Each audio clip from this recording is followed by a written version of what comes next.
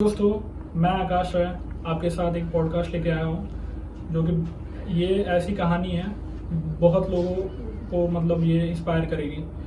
और मैं मिलवाना चाहता हूँ CRP पुरवाल सर से। उससे पहले मैं एक कविता सुनाना चाहता हूँ हरिवंश राय बच्चन जी की।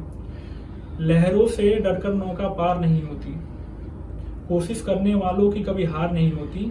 नन्ही चींटी जब दाना लेकर चलती है, चढ़ती गिरती 100 बार फिसलती है। मन का विश्वास रगों में साहस भरता है, चढ़कर गिरना गिरकर चढ़ना नहीं अखड़ता है। आखिरकार उसकी मेहनत बेकार नहीं होती, कोशिश करने वालों की कभी हार नहीं होती। और मैं आपको मिलाना चाहता हूँ CRP पुरवाल सर से। आइए जानते हैं इनकी कहानी, इनकी जुबानी। सर, CRP सर हमारे साथ बैठे हैं। इनका बहुत बहुत धन्यवाद जो कि हमें अपना समय देने के लिए। आप अपने बारे में कुछ बताना चाहेंगे सर? आपकी मतलब बहुत बहुत धन्यवाद आकाश राय जी। और मैं आपको धन्यवाद देना चाहूँगा कि आपने अपने प्लेटफॉर्म पे मुझे मौका दिया, तो उसके लिए आपको और आपकी टीम को बहुत बहुत धन्यवाद। और मैं चाहूँगा कि इस मेरी कहानी से जो बच्चे CA कर रहे हैं, जो लोग CA कर रहे हैं, कर चुके हैं, उनको बहुत कुछ आगे मार्गदर्शन मिले, आगे गाइडेंस मिले।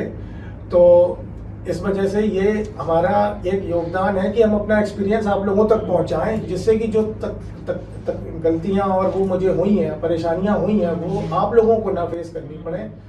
तो आपकी गलतियों से काफी लोग सीखे हैं। जी हाँ, ये जो एक कहावत है ना कि ये जिंदगी बहुत छोटी है खुद की गलतियों से सीखने के लिए। तो ये है कि दूसरों की गलतियों से आप सीखें और जिससे कि आपका समय बचे और आप अपने जीवन में जल्दी सफलता पाओ। तो आप कुछ बताना चाहेंगे मतलब CA जर्नी आपकी कहाँ से स्टार्ट हुई, मतलब कैसे आप CA फील्ड में आए? CA जर्नी स्टार्ट होने की कहानी ऐसे है कि आकाश जी, क्या हुआ कि जब मैं 10वीं के पेपर पास हुए, 10वीं का रिजल्ट आया, तो मुझे ना कॉमर्स में बहुत इंटरेस्ट था। क्योंकि 6वीं क्लास 6th क्लास में मुझसे टीचर ने, मैं जा रहा था तो मुझे मैथ्स से बहुत डर लगता था। तो मुझे लगा कि कॉमर्स ले ली। अब कॉमर्स में दो ही चीज़ें हैं, या तो आप जो टॉप लेवल पे, क्योंकि हर इंसान की महत्वाकांक्षाएं तो होती हैं, और बड़ा करने की मेरी भी महत्वाकांक्षा थी कि भाई बड़ा कोर्स करेंगे, तो MBA और CA। अब MBA में एक तो लगता है भैया बहुत पैसा, और उसका एग्जाम क्रैक करने के लिए, कैट का एग्जाम क्रैक करने, फिर मैथ्स आ गई। अब वही मेरा फियर फैक्टर था। तो मैंने कहा जी नहीं, CA। तो वो CA मैंने मन बनाया CA का। फिर जब मैं 12वीं की अपनी कोचिंग ले रहा था, तो 12th की जब कोचिंग ले रहा था, तो वहाँ पे एक सर थे, अनिल अग्रवाल सर। तो वो मेरे पहले गुरु थे कॉमर्स के। तो उन्होंने मुझसे कहा कि बेटा तुम CA कर लो। मैंने कहा सर मैं क्यों CA कर लूँ? कह रहे तुम्हारी अकाउंट्स बहुत अच्छी है, तुम CA कर लो। तो वो कहते हैं मैंने बेटा जिस बच्चे से कहा है ना CA कर लो, वो सब CA बने। IPC आपका फर्स्ट अटेम्प्ट में निकला था। हाँ। जो कि अभी इंटर कहा जाता है ना शायद। तो इतना टाइम क्यों लग गया, मतलब जैसे फाइनल में, शायद फाइनल में लगा आपको? फाइनल में, हाँ। फाइनल में मुझे पूरे टोटल 12 अटेम्प्ट लगे। और पहले मैंने सेकंड ग्रुप किया था, तो उसमें 5 अटेम्प्ट लगे, और फिर फर्स्ट ग्रुप में 7 अटेम्प्ट लगे। अब फाइनल में टाइम क्यों लगा, ये बहुत बढ़िया क्वेश्चन है। क्योंकि CA की जर्नी में ना बहुत लोगों को टाइम लगता है फाइनल में, मैंने सुना है काफी। फाइनल में टाइम लगने के भी बहुत कारण है, मैं आपको बताता हूँ। लेकिन सबसे पहले ये बता दूँ कि CA की जर्नी में सबसे कठिन पड़ाव फाइनल है, ठीक है। और कोई चीज़ अगर इतनी बड़ी है ना, जो और जिसको करने के बाद आप 150 करोड़ की जनता से मात्र कुछ लाखों लोगों में शुमार हो जाएंगे, तो उसके लिए टाइम लगाना वाजिब भी है। और बस, लेकिन क्योंकि टाइम लग रहा है कोई दिक्कत नहीं, लेकिन लग के आप चार्टर्ड अकाउंटेंट अच्छे बनने चाहिए। आप बिना टाइम लगाए पास हो गए, लेकिन उसके बाद फिर आप मार्केट में जाके अपने प्रोफेशन की रेपुटेशन को डाउनग्रेड नहीं कर सकते। तो टाइम लगा, लेकिन आप चार्टर्ड अकाउंटेंट अच्छे बने। तो क्योंकि CA इंस्टीट्यूट का सबसे बड़ी कहानी यही है कि वो अपना स्टैंडर्ड कभी नीचे नहीं करेंगे। जब आप उनके स्टैंडर्ड पे पहुंचोगे तभी पास हो गए। अब जो मैंने गलतियां करी टाइम लगने की, सबसे पहले तो क्या है कि आपकी कोचिंग जब आप ले रहे हो ना, आप चाहे एक बार में एक क्लास लो, क्योंकि उस समय 3 साल की आर्टिकलशिप होती थी और साथ में ही कोचिंग लेनी थी। अब मुझे भी था कि बोथ ग्रुप देने हैं फाइनल के, क्योंकि बोथ ग्रुप में सेट ऑफ का भी प्रोविजन होता है। सेट ऑफ में बता दूं, जैसे कि अगर आपके एक ग्रुप में 220 नंबर है, एक ग्रुप में 180 नंबर है, पर सब में 40 है, तो आप सेट ऑफ का फायदा मिलता है। तो मुझे था बोथ ग्रुप देनी है, और मैंने कहा कोचिंग के साथ साथ आर्टिकलशिप के साथ साथ अपनी कोचिंग भी हो जाएंगी। पर अब हुआ क्या कि मैंने थोड़ा, मुझे गाइडेंस की कमी रही, और इसी वजह से हम ये पॉडकास्ट, आकाश ने जब मुझसे रिक्वेस्ट किया कि ये पॉडकास्ट करना है, तो मैंने कहा नहीं, अगर कोई भी ऐसा मंच है जहाँ पे मैं दूसरों की मदद कर सकूँ, मेरी कहानी से दूसरे लोगों को मदद मिलेगी, तो मैं उसके लिए हमेशा तत्पर हूँ। क्योंकि इस समय टैक्स ऑडिट का भी सीजन चल रहा है, लेकिन फिर भी मैंने अपना समय निकाला। तो अब ये था कि जो हमारी कोचिंग थी, मैंने क्या किया कि सुबह भी कोचिंग, शाम को भी कोचिंग, बीच में आर्टिकलशिप। अब सुबह मैं 6 बजे से कोचिंग में, पहले फेस टू फेस क्लासेस होती थी, कोरोना से पहले का जमाना है, तो दिल्ली में फेस टू फेस क्लास होती थी, एक बैच में 700-700 बच्चे पढ़े, बड़े बड़े ऑडिटोरियम्स में क्लास होती थी। तो सुबह 6 बजे कोचिंग होती थी, कश्मीरी गेट, 5 बजे आपको रूम से निकलना पड़ता था, और 4 बजे शायद आपको उठना पड़ेगा, नहाने धोने का भी समय चाहिए। तो 4 बजे आप उठे, 5 बजे निकले, 6 बजे कोचिंग में पहुंचे, 6:30 बजे प्रवीण शर्मा सर का बैच होता, काफी टीचर थे, तो फिर वो 10:30 पे खत्म होती। फिर आप अपनी आर्टिकलशिप करने आए 11 बजे, फिर शाम को एक कोचिंग होती थी 5 बजे, 5:30 बजे से। अब वो फिर आप फिर 9:30 बजे वो खत्म हुई, आप फिर घर पे आए, खाना खाया, 11 बज गया। अब आप सबसे बड़ी शेड्यूल था, हेक्टिक शेड्यूल मैंने खुद अपने लिए बना रखा, जो कि मुझे नहीं करना चाहिए था। उससे क्या हुआ कि मैं रिवाइज नहीं कर पाया, मैं सारी कोचिंग करता रहा और वो मैं पीछे का भूलता रहा। एक कोचिंग खत्म हुई, मैंने उसकी किताबें पैक कर दी। अब सबसे पहले मैंने ली कॉस्टिंग की कोचिंग। अब वो जब मैंने रिवीजन स्टार्ट किया 2 साल कोचिंग कंप्लीट करने के बाद, तो मेरा उस सब्जेक्ट को पढ़ने से लेके और जब मैंने दोबारा छुआ तो 2 साल बीत चुके थे। अब 2 साल बाद आप कोई सब्जेक्ट, कोई आप पिक्चर भी देखो तो आपको नहीं लगती है, तो ये तो किताबें हैं। तो फिर मुझे समझ में आया कि मैंने रिवाइज नहीं किया, बीच बीच में मॉक टेस्ट नहीं दिए, मैंने अपनी तैयारी एक नहीं करी, मैंने सब्जेक्ट को साथ लेके नहीं चले। ठीक है, अगर आर्टिकलशिप, देखो प्रॉपर आर्टिकलशिप करनी भी बहुत जरूरी है, क्योंकि बिना काम सीखे आप काम नहीं कर सकते। तो आर्टिकलशिप आप ये देखो कि आप अपना शेड्यूल ऐसा बनाओ कि अगर आप एक कोचिंग कर रहे हो, उसका रिवीजन दूसरे हाफ में, सुबह कोचिंग, शाम को रिवीजन। अगर आपके पास आपका सीए या वहां पे आपको टाइम नहीं मिलता, आपका ट्रेवलिंग टाइम ज्यादा है, तो फिर आप कोशिश ये करो कि आप एक ही कोचिंग एक दिन में लो। पहले MWF TTS ऐसे कोचिंग चलती है, अब तो बहुत सुविधा है बच्चों के लिए, अब तो वो रात में कंफर्टेबल, तो रात में कोचिंग बहुत अच्छे से पढ़ती है, बहुत अच्छे से पढ़नी है, वहाँ कंसेप्ट समझना। दूसरी चीज वो रिवाइज करनी है। उसके बाद जब भी, अब तो बहुत सारे मेंटर्स हैं, टीचर्स हैं, मॉक टेस्ट सीरीज है, तब उस जब 2012-13 में ये सब नहीं होते थे, इतना कल्चर भी नहीं था इन चीजों का। तो पहले क्या होता था, टीचर आया, आपने उसको फीस दी, उन्होंने 700 बच्चों के साथ लेक्चर डिलीवर किया। पहली चीज यही है कि आपको कोचिंग बहुत अच्छे से करनी है। दूसरी, आपको उसका रिवीजन डेली करना है, होमवर्क करना है। तीसरी चीज है कि आपको समय समय पे मॉक टेस्ट देने हैं, मेंटरशिप में भी एनरोल कराना है, कोचिंग के साथ साथ। मेंटरशिप बहुत बड़ा फैक्टर है, मतलब। और आपको उसको एनरोल कराना है कोचिंग के साथ साथ, क्योंकि कोचिंग आप ले लो, उसके बाद आपको कैसे तैयारी करनी है। क्योंकि मेंटरशिप में क्या होता है कि वो मेंटर के पास बहुत सारे बच्चे होते हैं, वो अपनी अपनी स्ट्रेटेजी लेके आते हैं, प्लस उसकी भी एक स्ट्रेटेजी होती है, तो वो सारी चीजें स्ट्रेटेजी मिला के बढ़िया स्ट्रेटेजी आपके लिए बना।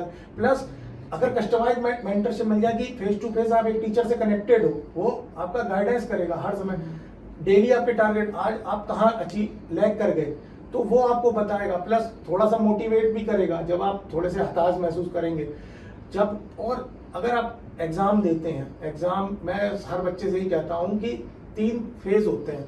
एक होता है कि आपकी तैयारी, दूसरा होता है 1.5 दिन पहले का रिवीजन, और तीसरा फेज होता है एग्जाम। 3 घंटे सबसे भयंकर चीज होती है, 3 घंटे।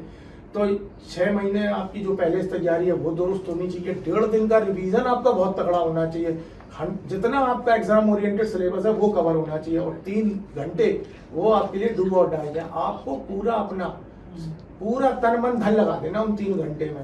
ठीक है, आप अगर कोई क्वेश्चन में आप फंसते हो तो आपको अपने आप से कहना, नहीं यार ये क्यों नहीं बनेगा, सब बच्चे भी तो बना रहे होंगे। तो आपको उन 3 घंटे में अपने आप को बहुत मोटिवेट करना है। सेल्फ कॉन्फिडेंस बहुत मैटर करता है, बहुत जरूरी है सेल्फ कॉन्फिडेंस, क्योंकि अगर आप बिलीव नहीं कर रहे हो कि मैं ये काम कर सकता हूँ, तब तक आप वो काम कर ही नहीं सकते हो। जैसे जब मेरे अटेम्प्ट लग रहे हैं, मुझे लगा यार क्या मैं सीए भरने के लिए बना हुआ हूँ, मुझे डाउट होने लगा, क्योंकि मेरे नंबर आ रहे हैं 150, 112, 130। तो फिर मैंने कहा यार इंस्टीट्यूट ने अगर मुझे IPCC पास कराया ना, तो सीए फाइनल के लिए एलिजिबल हूँ। तो अगर और भी बच्चे IPCC पास कर गए, उनके पास भी मेरे जैसा दिमाग है, सबके पास मेरे जैसे हाथ पैर है, मेरे पास भी उनके जैसे हाथ पैर, तो मैं क्यों नहीं कर सकता हूँ। मैं पूछना चाहता हूँ कि जब आप सीए बने थे, घर पे कैसा माहौल था, मतलब सबके क्या, मतलब तो जैसा मैं आपको बताया ना कि मैं पहला सीए था, मैं अपने पूरे फैमिली में पहला सीए हूँ, मेरे अपने होम टाउन में, अपने फ्रेंड सर्कल में, स्कूल से भी पहला सीए, और इतने टाइम से फेल हो रहा था। तो सब तरस रहे थे कि कब खुशखबरी मिले, और खुशखबरी भी बहुत पार्ट में मिली। पहले एक ग्रुप निकला, फिर एक एग्जामिशन आई, तो लेकिन जैसा ट्रेंड में बना तो मुझे था ऐसा ट्रेंड में बन जाना, तो सबको बता के रखा था कि बना। तो बड़ी खुशी की बात थी। घर पहुंचा तो मेरे दोस्त थे, उन्होंने एकदम वहाँ पे बैंड की व्यवस्था कर रखी थी, पूरा बैंड वाला बैंड टाइट कर दिया था, और 2 केक एकदम मेरे घर के बाहर, एक टेबल लगी हुई थी उसमें 2 केक और बैंड आले आ गए। तो मेरा घर थोड़ा मार्केट में है, तो वहाँ था कि भाई क्या होने वाला है यार, ढोल वाले आ गए हैं, केक रखे, पता नहीं क्या हो गया। तो लोग पूछते नहीं है, पहले एनालाइज करते हैं सिचुएशन को। मैं अपने दोस्त की गाड़ी से आया था, तो आया, मैं उतरा, तो जैसे ही उतरा ढोल वालों ने बजाना शुरू कर दिया, मैंने भी नाचना शुरू कर दिया। तो माला वाला लेके आया था, उसने माला वाला पहना दी, और एकदम भाई सब मेरे दोस्त नाच रहे हैं, और मेरे पापा वो बहुत खुश थे। उन्होंने मिठाई सब जितनी पब्लिक वहाँ खड़ी थी बांटनी शुरू कर दी, क्योंकि मैं अपनी जनरेशन में शायद तीसरी जनरेशन हूँ जिसने सीए अटेम्प्ट किया। मेरे फादर ने भी अटेम्प्ट किया, मेरे ग्रैंडफादर ने भी किया, और उन्हें किसी कारणवश छोड़ना पड़ा। इंटरेस्टिंग है। तो फिर मैंने देखा कि उस दिन मेरे पापा महसूस कर रहे थे कि वो सीए बने हैं, ठीक है, क्योंकि चाहत तो सबकी होती है। अगर किसी ने फॉर्म खरीदा है, फॉर्म डाला है, शुरू किया, तो चाहत तो थी कि हम भी सीए बने। तो मैंने पापा को मतलब कभी ऐसा इमोशंस दिखाते हुए नहीं देखा। तो उस दिन वो नाच भी रहे थे, उस दिन वो उनकी खुशी के आंसू भी थे, और बहुत बड़ा मूवमेंट था। हाँ, मतलब एक माहौल था ऐसा कि हमने कहा कि ये फीलिंग, और इसी फीलिंग के लिए आपको सीए करना है कि आज मैंने अपने माँ बाप को प्राउड किया, ठीक है। अब वो जाने जाते हैं कि यार सीए अर्पित पोरवाल के पापा, ठीक है। पहले मैं जाना जाता था उनके नाम से। तो आपके लिए प्राउड मूवमेंट तभी है जब आपके माँ बाप जाने, ये देखो पोरवाल के अर्पित पोरवाल के पापा जा रहे हैं, ये मम्मी जा रही है, ठीक है। तो बेटी के नाम से हाँ, बाप को जाना जाए, ये सबसे बड़ी प्राउड मूवमेंट होती है। उन्होंने वो देखा, और सबने, मतलब मेरी फैमिली मेंबर सबने ढोल बज रहे, सब नाच रहे हैं, हम लोग एकदम उस जोन में हम एक्सप्रेस नहीं कर सकते। आप जब सीए बनोगे ना, आप वो जोन फील करोगे कि भैया वो सबसे अच्छा मेमोरी, इतने अटेम्प्ट लगने के बाद वर्थ इट हो गया। हाँ, और अच्छा, अब लोग कहते हैं कि भैया अटेम्प्ट लगे, फिर कहेगा जश्न मना रहे हो। अरे भैया अटेम्प्ट लगे, हमने 12 अटेम्प्ट के लगाने के बावजूद भी तो किया, ये शाबाशी का काम नहीं है। अरे जश्न मना रहे, मेरा जश्न है, मेरी जर्नी थी, आज मैं पास हो गया, मैं जश्न मनाऊंगा। मेरे दोस्त थे, उन्होंने एक न्यूज रिपोर्टर का भी इंतजाम किया, वो मेरा पूरा इंटरव्यू लेके गया, और मैंने उस इंटरव्यू में अपनी पूरी कहानी बताई। मैंने मुझे 12 अटेम्प्ट लगे, 12 अटेम्प्ट, मैं छुपाता नहीं हूँ, 12 अटेम्प्ट लगे, 12 मैं जितने आपको ज़्यादा अटेम्प्ट लगे ना, आपको उतनी नॉलेज मिलेगी, प्लस आप उतने क्वालिटी के सीए बने। क्योंकि अगर आप बिना नॉलेज के पास हो जाते हैं ना, तो आप इंस्टीट्यूट के स्टैंडर्ड से मैच नहीं कर पाते, फिर आप बाद में धक्के खाओगे। अटेम्प्ट लगे ठीक है, लेकिन नॉलेज है सीए। तो हमने उसको सारी कहानी बताई, ठीक है। लोग कहते हैं अब हम पास हो गए, हम क्यों बताएं 12 अटेम्प्ट। अरे ठीक है, हमेशा अपनी मत देखो, दूसरों को भी तो इंस्पायर करो कि यार ये बंदा 12 अटेम्प्ट में बन सकता है, मेरे तो अभी 6 ही हुए, क्यों नहीं बन सकते, ठीक है। आप चॉइस मत रखो अपने जीवन में, सीए ही एक चॉइस है। अगर ये है तो यही है, फिर नो प्लान बी। हाँ, प्लान बी नहीं होता इसमें, क्योंकि जिस दिन आपका प्लान बी आ गया, और जब आप थोड़ा सा आपको लगेगा ना रास्ता डगमगाएगा, तो फिर आप प्लान बी की तरफ जब झुकोगे ना, तो आपका दिमाग ऐसा है ना, वो आपको मोटिवेट कन्विंस करना शुरू कर देगा कि भाई प्लान बी ठीक है, छोड़ दे सीए यार, कुछ नहीं, भाई प्लान बी है ही नहीं। मुझसे कोई रिश्तेदार कहता था नहीं हो रहा ना, तो सरकारी नौकरी करनी, मैंने कोई नौकरी वोकरी करनी नहीं, मुझे 40 साल लग गया, करनी सीए ही है। क्योंकि भाई साहब, एक जो सीए होता है उसके लिए क्या अकम्पलिशमेंट होती है। भाई कोई सीए है 60 साल 70 साल का हो गया, उसका अंतिम समय आ गया, तो उससे तुम पूछोगे सर आपके लिए क्या अकम्पलिशमेंट है, तो उसमें बहुत महंगी गाड़ियाँ, घर बंगले खरीद रखे होंगे, सब कुछ होगा उसके पास, फौरन तक में फ्लैट हो, सब कुछ हो, जेट हो, वो कहेगा मेरी सबसे बड़ी अकम्पलिशमेंट में चार्टर्ड अकाउंटेंट। मेरे नाम के पहले 2 शब्द जुड़े हुए हैं, जो कि सीए है। महंगी गाड़ियाँ वाड़ियाँ उसको कोई फर्क नहीं पड़ता, वो सीए है ना, वो आपका सबसे बड़ा अकम्पलिशमेंट है, और ये आपको प्राउड फील कराएगा हमेशा, ठीक है। क्योंकि आप समझो 2% 3% रिजल्ट, आप कितने 1.5 करोड़ लोगों को 150 करोड़ लोगों को रिप्रेजेंट कर रहे हो, 4.5 लाख सीए, सोचो कितने कम हो। अब आप बनते हो ना, तो फिर उस प्राउडनेस को आप भी प्राउड फील करो, अपने आप को डेली रियलाइज करो, डेली अपने आप को मोटिवेट करो कि जी हाँ हमने कुछ अचीव किया। ये बहुत बड़ी मोटिवेशन है, क्योंकि आजकल डेली जिंदगी, रोज की जिंदगी जीना भी बहुत कठिन काम है। तो आप सुबह उठो कि ये मैं चार्टर्ड अकाउंटेंट, मैं मेरे अपने डेस्कटॉप का वॉलपेपर भी लगा रहा, no person can't be perfect, maximum he can't be chartered, can be a chartered accountant. Question होता है हर स्टूडेंट का कि मतलब एग्जाम देता है बच्चा, उसके बाद अटेम्प्ट मतलब लग जाता है उसके, उस दौरान क्या करना चाहिए मतलब बच्चों को कि अटेम्प्ट लग गया अब क्या करना है? तो सबसे पहली चीज डिमोटिवेशन फील होता है बच्चों को। अटेम्प्ट लगा, अटेम्प्ट लगने की कोई बड़ी बात नहीं है। सीए में ना अब इंस्टीट्यूट ने भी बहुत अच्छी चीज किया, फेल लिख के नहीं आता, अनसक्सेसफुल लिख के आता है। और एक कहावत है ना, try in trial until you get succeed, ठीक है। तो कोशिश तब तक करते रहो जब तक आप अपना लक्ष्य नहीं पालो। जैसे एक दशरथ मांझी थे, तो उन्होंने डायलॉग दिया था, वो पहाड़ तोड़ रहे थे अपनी बीवी के लिए, उनकी बीवी उस मूवी में उनकी वाइफ के लिए, तो उनका डेथ हो गया था रास्ता ना होने की वजह। तो उन्होंने कहा था कि जब तक तोड़ेंगे नहीं तब तक छोड़ेंगे नहीं। तो ये आपके अंदर एटीट्यूड होना चाहिए कि जब तक पास नहीं करेंगे तब तक छोड़ना नहीं है। मेरे अंदर एक ही चीज थी कि ये डिग्री हमें इस दीवार पे चाहिए, ठीक है, क्योंकि ये सपना केवल मेरा नहीं है, अब ये मेरे माँ बाप का भी सपना है। और अपने दोस्त, अपने सब साथियों को कहा है कि मैं उनका दोस्त, उनका बेटा सीए बनेगा, तो फिर आपको सीए बन रहा है। अब चाहे आप थक रहे हो ना, आपको उनके लिए बनना है सीए, फिर आप बैक स्टेप नहीं है।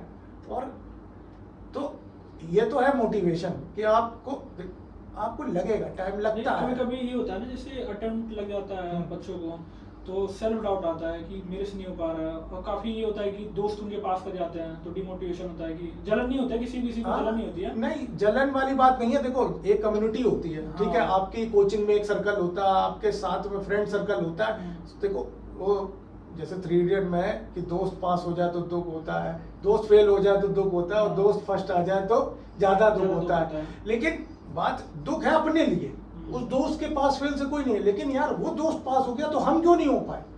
तो अपने आप से कहना है कि भाई हम क्यों नहीं हो गए, और इस बार हमें लाइन के इस तरफ नहीं रहना, हमें उस तरफ रहना है, हमें लाइन के इस तरफ रहना है, क्योंकि ये आपका सेल्फ मोटिवेशन है।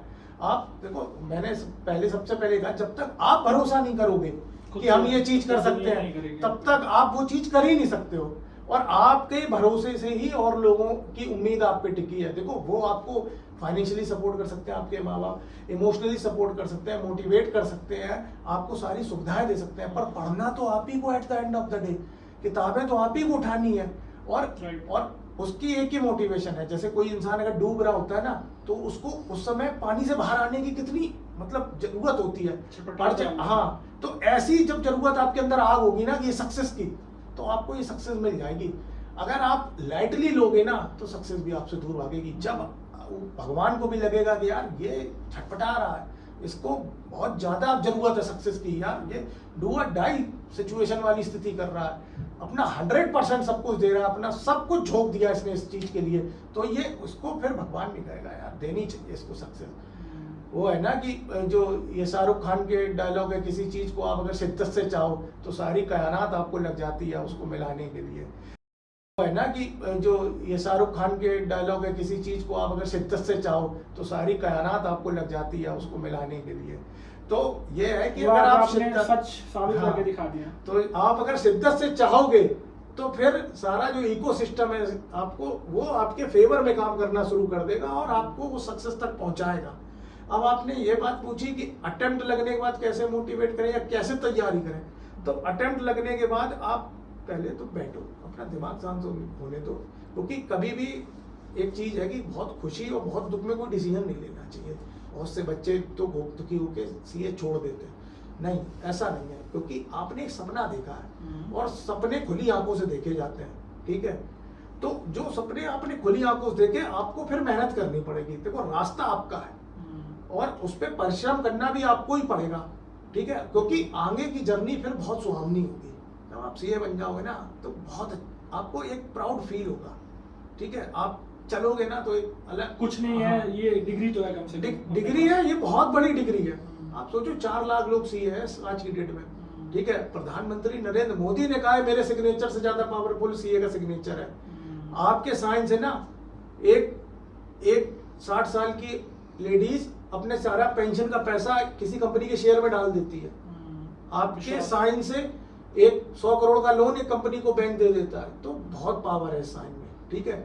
और इस पावर को एंजॉय करने के लिए आपको मोटिवेटेड होना चाहिए कि हाँ जी सीए करना है। तो तैयारी, जब अटेम्प्ट लगने के बाद तैयारी क्या करनी है, आपको बैठना है और देखना है। फिर एक कॉपी पेन लेके ना आप देखो मैंने क्या गलती करी इस अटेम्प्ट में, मतलब कहाँ मैंने मेरी प्रैक्टिस, मतलब मेरी तैयारी नहीं हो पाई, मेरा रिवीजन कितने हुए, कितने करने चाहिए थे, मैं 1.5 दिन का रिवीजन कैसे नहीं कर पाया। मतलब 1.5 दिन का रिवीजन ऐसा होना चाहिए जिसमें आपका पूरा कोर्स है।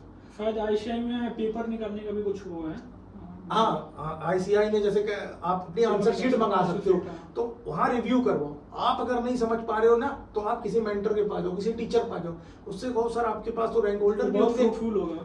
आप उसके पास उनसे पूछो कि आपके पास तो रैंक होल्डर भी होंगे, तो क्या मेरी एग्जाम में ऐसा है जो मेरी रैंक होल्डर से मैच नहीं हो रहा, मेरी कमियां बताओ कि क्यों मैं रैंक होल्डर नहीं बन सकता। और सबसे बड़ी बात है कि आप तैयारी ना कभी 50 या 40 नंबर के लिए नहीं करो, आप तैयारी हमेशा हर सब्जेक्ट में 60 प्लस के लिए करो। आप 60 प्लस के लिए जब तैयार करोगे ना, आप देखोगे कि 60 प्लस, आप 50 और 40 आपके लिए बहुत आसान हो जाएंगे। तो आपको अपनी कॉपीज निकालनी है, उसमें गलतियां लिखनी है, आपने क्या पिछले अटेम्प्ट करी, आपको पढ़ना ही नहीं है। देखो आपने बहुत पढ़ लिया भाई, मुझसे पूछो 12 अटेम्प्ट, मुझे नॉलेज की तो कोई कमी नहीं थी होगी। 12 बार अगर एक किताब पढ़ लिया आपने, 7 बार एक किताब पढ़ ली, तो उस किताब के पेज नंबर, मुझे क्वेश्चन नंबर तक याद हो गए थे, कंसेप्ट भी थे। क्या था, मैं नर्वस हो रहा था कि किसी एक पेपर एसएफएम जैसा मुझे थोड़ा वीक था, तो मैं नर्वस हो रहा, तो मैंने वो नर्वसनेस को दूर करने के लिए कि अब नर्वस क्यों हो सकता है मेरे कंसेप्ट क्लियर हो, मैंने क्वेश्चन याद किए हो, ठीक है। तो कंसेप्ट दूर करो, कॉन्फिडेंस आपको क्या आएगा, आप क्वेश्चन पढ़ो, आपको समझना पड़ेगा। सबसे मैंने पहले भी आप सबको बताया कि क्वेश्चन की रिक्वायरमेंट पढ़नी है कि क्वेश्चन क्या पूछ रहा है। क्वेश्चन राम के बारे में पूछ रहा है, आप श्याम के बारे में मत लिखो, क्वेश्चन में पूछो। क्या होता है कि हम जैसे थ्योरी पेपर में ना लिखना शुरू करते हैं तो हम कैरिड अवे हो जाते हैं, पूछा गया ऐसे 240, हम उससे रिलेटेड और चीजें, ठीक है। और क्या है कि पेपर भरना नहीं है आपको सीए में, आपको एकदम क्लियर, क्रिस्प और कंसाइज, ये 3 C's होते हैं, तो आपको उसी के हिसाब से लिखना, ठीक है। और अगर 8-10 लाइन में हो सकता है आपका आंसर, आपने पूरी बात कह दी, तो वो 10 लाइन ही पर्याप्त है, 1.5 पेज नहीं है। ये बीकॉम का पेपर नहीं है, ये एलएलबी का पेपर नहीं है, आपको जितने पेज है उतने नंबर मिलेंगे। ये पूछना चाहता हूँ कि आप अपने आप को या सीए प्रोफेशन को 5 से 10 साल में, मतलब फ्यूचर में कहाँ देखना चाहते हो? देखो जैसा कि पहले देखोगे, जैसे मैं सीए बना था, मैं अपने होम टाउन का पहला सीए था, ठीक है। तो वहाँ कोई सीए ही नहीं है और लोग जानते भी नहीं है सीए क्या होता है। अगर बहुत कम लोगों का 1 करोड़ के ऊपर टर्नओवर होता है, उन्हें टैक्स ऑडिट करानी, तो बहुत कम लोग आईटीआर भरते हैं, और अभी भी भरते हैं। रूरल एरिया से मैं और डिस्ट्रिक्ट से बिलोंग करता हूँ, तो उन्हें लगा कि ये सीए नहीं सीओ बन गया है, उन्हें लगा कोई बड़ी पोस्ट उसने हासिल की, ठीक है। तो अब क्या था कि क्योंकि उनको ऑडिट करानी होती है, वो वकील के पास जाता है, उन्हें पता है जी वकील ही स्टैंप लगाता है, वो सीए की स्टैंप जो लगी होती है वो वकील के देता है, ज्यादातर टैक्स ऑडिट ही होती है, आईटीआर बहुत ही कम लोग भरते हैं। अब क्या प्रोफेशन यहाँ से बहुत बड़ा आगे ग्रो करने वाला है। क्यों करने वाला है? क्योंकि टैक्स का कवरेज बहुत बड़ा है। अब आप देखो ना, छोटे छोटे रिमोट एरियाज में भी लोग आईटीआर करा रहे हैं। मोदी जी ने मुद्रा लोन स्कीम, स्टार्टअप इंडिया, ठीक है, लोग प्राइवेट लिमिटेड बना रहे हैं, स्टार्टअप बना रहे हैं, ठीक है, और इसमें फंडिंग ले रहे हैं। क्योंकि आप देखो जेम पोर्टल पे भी काम मिलता है इससे, छोटे कॉन्ट्रैक्टर्स को, उन्हें स्टार्टअप बनाने से क्या होता है, उनको डिपॉजिट मनी नहीं देनी थी, एग्जेम्पशंस मिलती हैं स्टार्टअप्स की। तो कवरेज इसका ना रूरल एरिया में ही बहुत बढ़ रहा है, मेट्रोपॉलिटन सिटीज में तो है ही, पर आप देखो छोटे छोटे शहरों में, अगर आप छोटे शहर में प्रैक्टिस कर रहे हो ना, आप देखो वहां पे आपके क्लाइंट्स बढ़ रहे हैं, आईटीआर सब बढ़ रहे हैं, लोन सब ले रहे हैं, जरूरत पड़ेगी इनकम सब डिस्क्लोज करना चाहते हैं। शेयर ट्रेडिंग सबसे बड़ा इस समय रिटेल इन्वेस्टर जो बूम है मार्केट में, वो क्यों है? हर आदमी शेयर ट्रेडिंग कर रहा है, छोटे शहर का भी आदमी शेयर ट्रेडिंग कर रहा है, वो रिटर्न भी भर पाएगा, ठीक है। प्लस अब आप अगर मेट्रोपॉलिटन सिटीज या इंटरनेशनल में देखो, तो देखो कि आज से 5 साल बाद ना इंडिया सबसे बड़ा एक्सपोर्टर होगा फाइनेंशियल सर्विसेज का, जो सीए से रिलेटेड सर्विस है, फाइनेंशियल कंसल्टेंसी से रिलेटेड है। एक कंट्री है लग्जमबर्ग, उन्होंने ना बोला कि अगर आप इंडियन सीए हो तो उनके वीज़ा में रिलैक्सेशन है, ठीक है। 5 से 10 साल बाद आप देखोगे कि इंडिया सबसे बड़ा एक्सपोर्टर होगा, यूएस अकाउंटिंग। आप फॉरेन कोर्स करो सर, ठीक है, उससे क्या होगा, आपको फॉरेन क्लाइंट्स मिलेंगे, आपको डॉलर में पेमेंट्स मिलेगी, क्योंकि उनको चीप लगता है।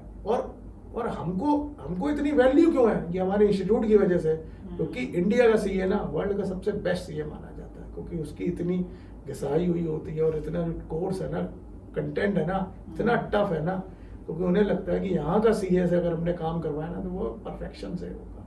तो ये हमारा इंस्टीट्यूट की ना गुडविल है और हमारी ब्रांड वैल्यू है कि हम as a CA, Indian CA worldwide recognised है, ठीक है। और हम लोगों को बहुत अबव पार देखा जाता है काम को लेके। तो आज से 5-10 साल बाद इंडिया बहुत बड़ा एक्सपोर्ट है। एक आईटी का बूम आया था ना, अब ये फाइनेंशियल सर्विस का एक्सपोर्ट का बूम आएगा। यहाँ से आप देखोगे आपके लिए बहुत एवेन्यूज खुलेंगे, पर आप प्रिपेयर हो। जैसे जीएसटी आया तब आप शायद सीए ना बने हो तो आप वो अपॉर्चुनिटी नहीं कर पाए। अब आप डीटीसी कोड आने वाला है, डायरेक्ट टैक्स कोड पूरा चेंज होना है। अब जो 40 साल से डायरेक्ट टैक्स में प्रैक्टिस कर रहा है वो भी जीरो, आप भी जीरो। आप तैयारी करो डायरेक्ट टैक्स कोड की, आप प्रिपेयर हो, एक्सपर्ट बनो डायरेक्ट टैक्स कोड में। आप रोज लिंक्डइन पे आर्टिकल लिखो, अपनी मार्केटिंग खुद करो, ठीक है। 10 साल बाद आप समझो 150 करोड़ की जनता है और अभी 6 या 7 करोड़ लोग आईटीआर भरते हैं, उससे कम टैक्स ऑडिट भरते हैं कंपनी पर। इंडिया में रोज 2500 कंपनियां बनती हैं, वो ऑडिट कहाँ से कराएंगी? प्रैक्टिसिंग सीए से कराएंगी। बड़ी बड़ी मेक इन इंडिया में बड़ी बड़ी एमएनसीज इंडिया आ रही हैं, उनको इन हाउस सीए चाहिए, वो कहाँ से आएगा? अपना इंस्टीट्यूट ही तो देगा।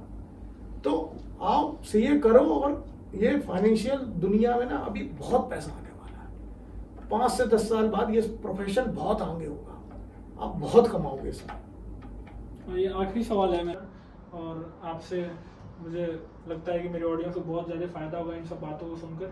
और बहुत बहुत धन्यवाद कि आप अपना समय दिए, क्योंकि अभी ऑडियंस आपने बहुत 30 तारीख लास्ट डेट काफी बची भी हुई है।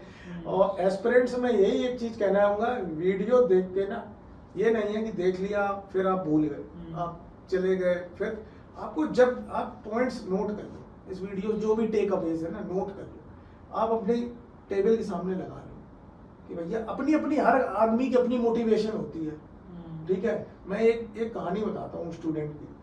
तो वो स्टूडेंट था, उसके सामने कोई टीचर रहता था, ठीक है।